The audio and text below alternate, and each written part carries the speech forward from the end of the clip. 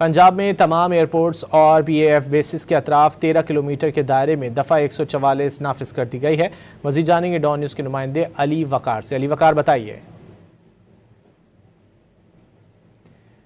पंजाब में तमाम एयरपोर्ट्स और BAF बेसिस के अतराफ 13 किलोमीटर के दायरे में दफ़ा 144 नाफिज कर दी गई है। कबूतरबाजी, लेज़र लाइट के इस्तेमाल, आलाइशें और गोश्त फेंकने पर पाबंदी आयद की गई है।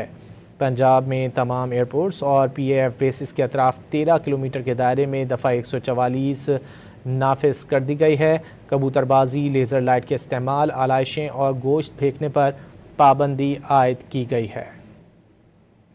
मज़ीद जान लेते हैं डॉन न्यूज़ के नुमाइंदे अली वकार से। अली वकार, बताइए।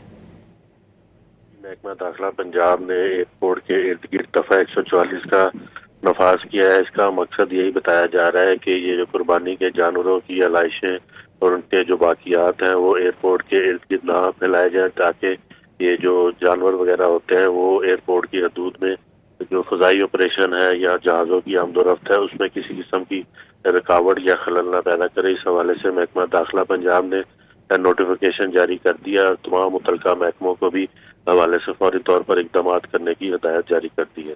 जी, बहुत शुक्रिया अली वकार इन तफसीलात के लिए।